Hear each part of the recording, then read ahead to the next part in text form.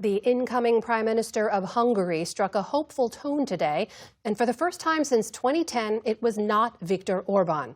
Peter Magyar has called for a swift transition of power, and as Stephanie Tsai tells us, he began to chart an ambitious course to reverse central pillars of Orbán's rule.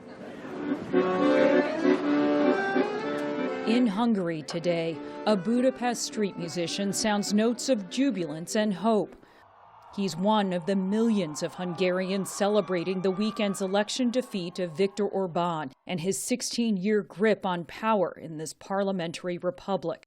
With nearly 80% voter participation, 5.9 million Hungarians delivered a clear verdict, overwhelmingly choosing the opposition party TISA, led by Peter Magyar. Tens of thousands celebrated the results on the torchlit streets of Budapest last night. The incoming prime minister promises to lead Hungary back to its European alliances. Yesterday, the Hungarian people made many decisions, perhaps one of the most important being that Hungary's place in Europe was, is, and will be a country that is a member of the two most important and largest alliance systems, the European Union and NATO. A former Orbán loyalist, he ran on an anti-corruption platform. Hungary is in trouble in every respect. It's been plundered, looted, betrayed, saddled with debt, and ruined. It's been turned into the poorest and most corrupt country in the European Union. A systemic change is needed, since ours has been effectively controlled by an organized criminal group. Prime Minister Orbán's hardline nationalist government eroded democratic norms and institutions, helping him stay in power. From stifling and co-opting independent media to weakening the judiciary's independence, the nation slid toward what the European Union labeled electoral autocracy. Magyar's TISA party, which won an astounding two-thirds majority in parliament over the weekend, has vowed to undo Orbán's institutional overhaul. We will do everything in our power to ensure that this truly marks the beginning of a new era, because the Hungarian people did not vote for a simple change of government, but for a complete transformation of the system. Magyar's win was praised by European leaders, including Germany's Friedrich Merz. As for Hungary and Ukraine, yes, things will be easier now. This shows that our democratic societies are evidently much more resilient against Russian propaganda. Orbán was sympathetic to Russian President Vladimir Putin and just last month blocked a $103 billion EU loan package to Ukraine. At a news conference following his win, Magyar described what he would say to President Putin. If Vladimir Putin calls, I will pick up the phone.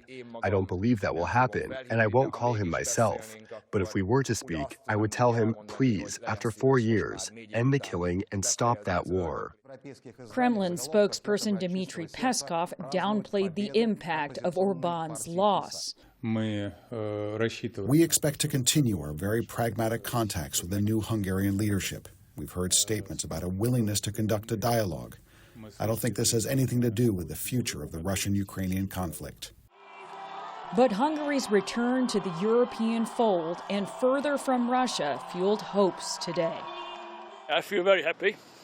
I have been waiting for 16 years this morning to beat Mr. Orbán. He had a illiberal system which was against our fundamentals. We are Europeans and we want to stay in Europe.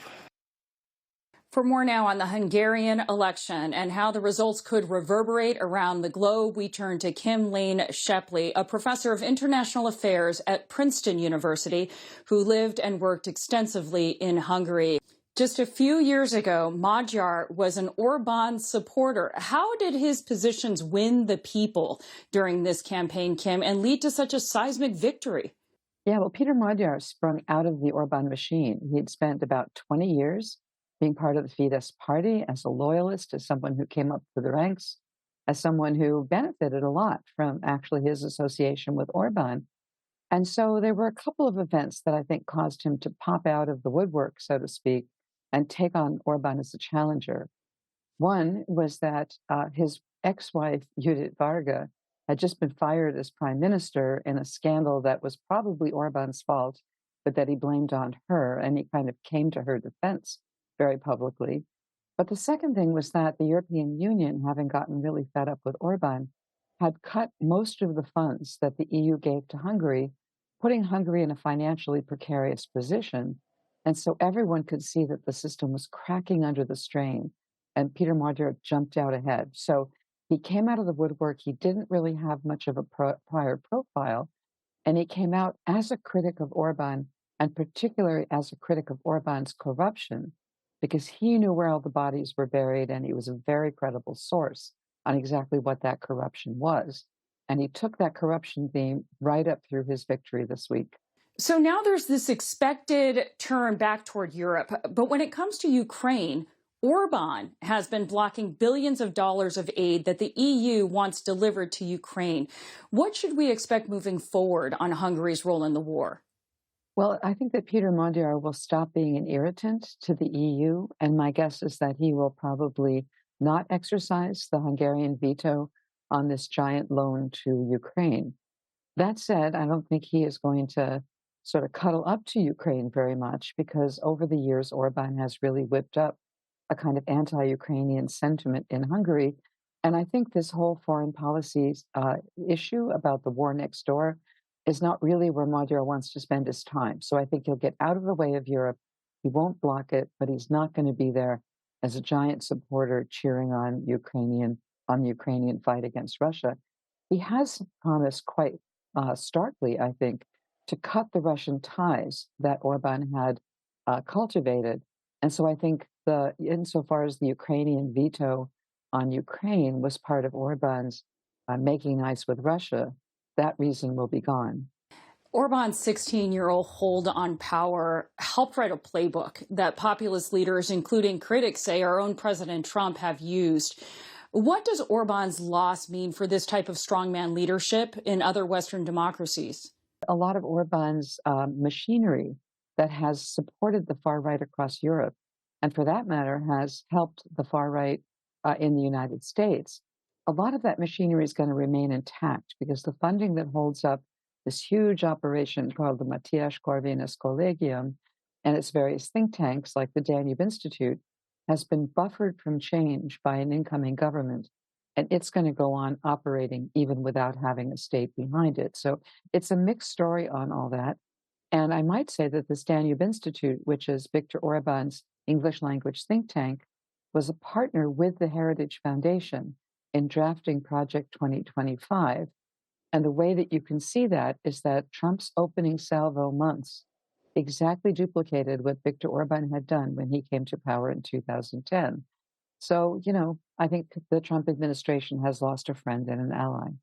And yet, even with this playbook, Orbán lost with almost 80% of the populace turning out. Does Magyar's rapid ascent potentially offer a playbook for Trump's political opponents? Yeah, so the way that Magyar won, I think, is very instructive to other oppositions trying to fight back against autocracy. The first thing is that autocrats do try to rig the rules in their favor. So when a pro-democratic candidate runs, he's got to figure out how to get around the rigged rules in the system. And Peter Magyar had figured out that the way Orbán's system was set up was that a rural voter would have roughly 3 times the weight in the parliamentary elections as an urban voter. All of the oppositions had previously cultivated the cities, more cosmopolitan, more anti-authoritarian, you might say. Peter Magyar went out to every single village in person to persuade Orbán's base, actually, that Orbán was not acting in their interests. He also built this huge, big tent so that people who voted for him probably agree on very little else than that Orbán has to go and that democratic institutions have to be rebuilt. So, and that the corruption all has to stop. So very cleverly, Magyar played the issues that appealed to the broadest group, and he ignored all of the pleas to deal with issues that only dealt with part of his base. So big tent, figuring out the election rules, figuring out a path to victory, all of that matters. And the world is watching. Kim Lane Scheppele of Princeton University, thank you. Thank you.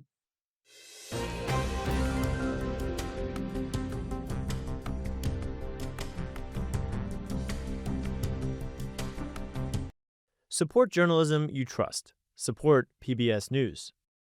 Donate now, or even better, start a monthly contribution today.